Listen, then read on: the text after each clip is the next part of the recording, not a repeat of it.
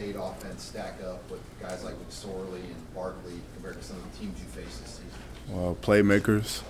I would say fast players, very confident players, not scared to risk it all because they know, 9 times out of 10 they will reap the reward of risking it all. So good players, hard workers, and yep, I'm the best.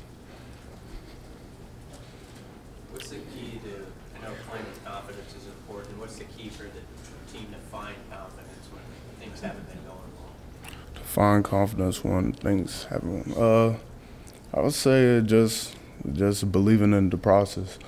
You just gotta, if you love this game, you just gotta believe the process and understand that if you get your game right and if you buy into what the plan is and execute the plan, that things will get better. You just gotta believe that. What's been maybe the message from coaches to you guys after Saturday?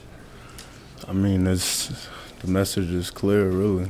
I mean, that was disappointing, and they talk about brotherhood and sticking together, and that's what you have to do when times are like this. But that was disappointing football by our team, by players. So that's the really nothing you could say, really. How hard is that to do? Is that, when times are tough, is it easy to stay together? Is it tough? I mean, what's it been like for you guys? I mean, we have a relationship off the field and outside of this complex. So, I mean, in that aspect, we're friends regardless, But the football aspect is just like I said, you just have to buy into the plan. You can't think about what's going bad, because it's just gonna make things worse. And I'm not about that, and some players are not either. You're going to be a key part of this program in the next couple of years. What's the key? I mean, how important are these last couple of games in just not only finishing this season right, but building something with the nucleus of guys going forward?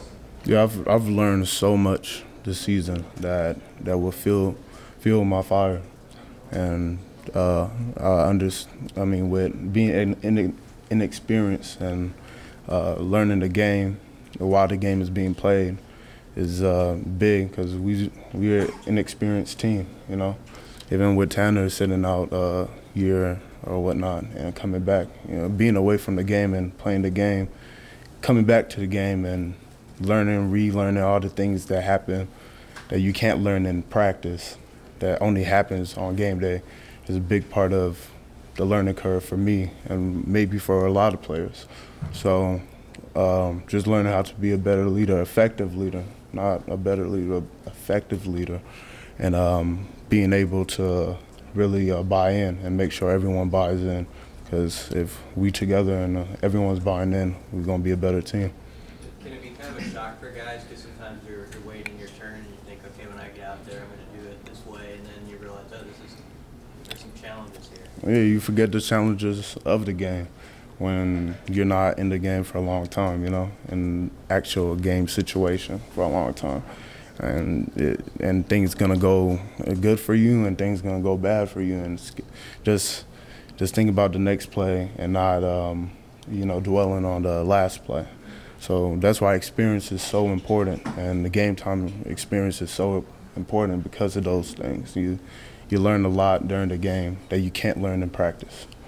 Hey, what's the mindset you take this week when you know on the outside there's really nobody going to give Nebraska much of a chance going into Penn State? How do you approach this week in a game and a matchup like that when the narrative kind of is out there going into this game like that? I mean, you just think about, like I said, you just think about your game, and everyone have to just think you're preparing against a good team. We're gonna play a lot of good teams next year, and it's an opportunity to gain that confidence, to gain something out of this game. If we have a chance or not, you could gain something off of this game, And if you prepare that way to get your skill sets better and execute the plan, then when we play against Penn State, something good gonna happen to a particular person that gonna help them the next season, that's the thing. A good play happened that's going to give them confidence, or they're like, okay, yeah, next time I'm going to play this play just like that. You know, you learn from bad plays because you know next time if I'm in this position, I'm not going to play this play like that. So, again, experience. Just a game to gain experience and a game to compete, you know. And that's what I'm going to do, and that's what my teammates going to do, too. When Chris got cleared late in the week, he said that he told coaches he thought that you should start, just given what you've done in practice. What did that mean to you, and how did you find out? It meant a lot to me because I told him, I said I wouldn't care if he started over me even though he didn't practice, because he's done so much for the program and has been playing, you know, with his hair on fire this season. So I respect him as a player. So he didn't have to do that because he earned my respect.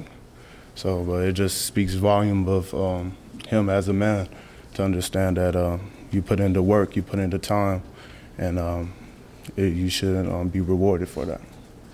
Mo, when you go back and you guys look at the tape, and then you know there was some missed tackles and stuff like that where you could have had losses or stopping for no gain. How frustrating is that, and how easy is that to be correctable, I guess? Frustrating. I mean, it depends on the individual. I can't speak for my teammates, and I know having a tremendous respect for my teammates. I know they were not happy with their performance, but me, I know missing a tackle just nothing feels worse, because if you're in position, you're in this universe. I mean, they brought you here to make that tackle, you know, things like that. That's the pressure I put on myself. So every tackle should be made if you're in position. And if not, effort by other players should help, you know, bring the ball carrier down.